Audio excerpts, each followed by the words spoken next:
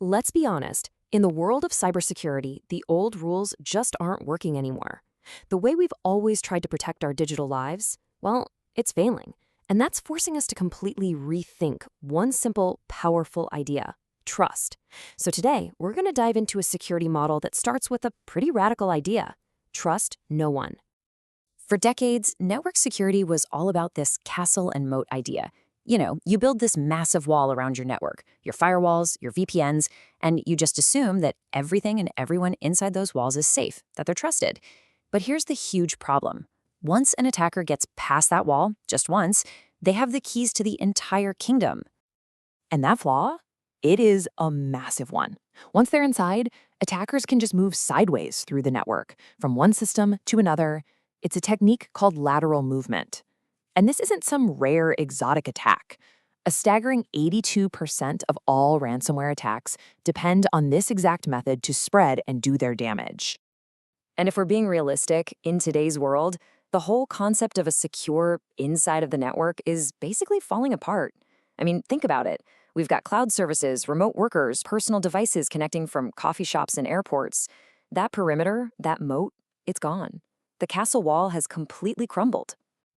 This new reality desperately needed a new approach. And that's where John Kindervag comes in. Back in 2010, he came up with the philosophy that would become zero trust, and he built it on one simple, powerful mantra: never trust, always verify. So, what is zero trust, really? It's a security model that just flips the old script completely on its head. It starts with the assumption that your network is already compromised. It means nobody gets a free pass. Every single request to access a file, an app, anything, it has to be verified. Every single time, no matter where it's coming from.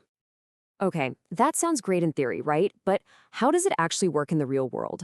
Let's break down the blueprint. It really all comes down to three core ideas. Zero trust is built on three powerful pillars that all work together.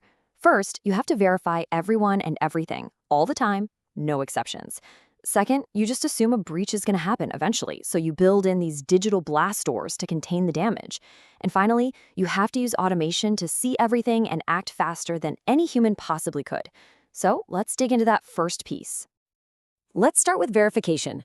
Under a zero trust model, every single access request gets challenged. It's like a bouncer at every door asking, is this user really who they say they are? Is their laptop or their phone healthy and up to date on its security? Access is only granted if both the user's identity and the device's security posture are fully checked out for that specific resource at that specific moment. But let's say an attacker does get in. We have to assume it's going to happen. That's why the second principle is all about containment. The goal here is to make it basically impossible for an attacker to do that lateral movement we talked about. You have to trap them at their entry point. And the key technology to do this is called micro-segmentation. So imagine this. Instead of one big open-plan castle, your network is now made up of thousands of tiny sealed vaults. Each vault holds just one application. And by default, the doors between all these vaults are locked and soundproof.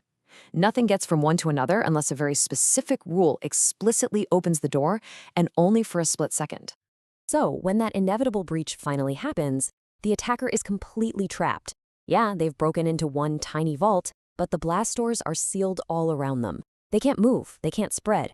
The attack is contained and neutralized before it can ever really begin.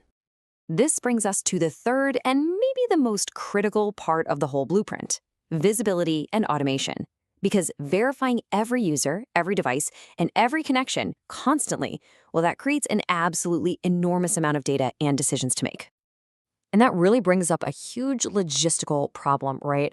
How can any human security team possibly keep up with millions of these constant checks happening every second? The scale is just mind-boggling. It's impossible for people to do alone. And the answer is they can't.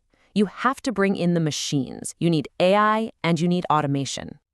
So here's how it works. The system needs total visibility into what's happening.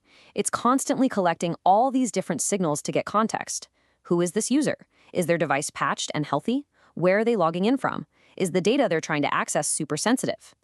Now, this is where the AI takes over.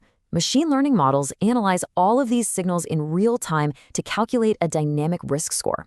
So for example, a login from your normal laptop at home might get a low risk score of 10, but if you then try to access the company's financial records, the score might jump to 40. And what if you suddenly log in from a country you've never been to before? Boom! The risk score spikes to 90 and all the alarm bells start ringing. So what happens when that risk score goes through the roof? That's when automation kicks in. Automated tools, often part of a system called SOAR, act instantly. They can automatically block access or force you to use another form of authentication or even completely disconnect that risky device from the network. And this all happens in milliseconds, long before a human analyst even sees the alert. Okay, so let's zoom out. What does this all mean for the big picture? Why is this shift so incredibly critical right now? First, and this is so important to understand, Zero Trust isn't a product. It's not a box you can just buy off the shelf and plug in. It is a complete, fundamental change in your entire security strategy and philosophy. It's a journey, not a destination. And the ultimate goal of that journey is a really powerful one. We're moving away from the impossible task of trying to prevent 100% of breaches. Instead, we're moving toward a new, much more realistic goal: building resilience. You accept that breaches will happen, but you design a system that can take the punch, contain the damage, and keep on operating securely. It's kind of a strange paradox when you think about it, isn't it? This whole journey to a more secure future, a future where we can actually trust our digital world, begins with one single powerful command: trust absolutely nothing. Makes you wonder, what else in our lives should we stop trusting by default?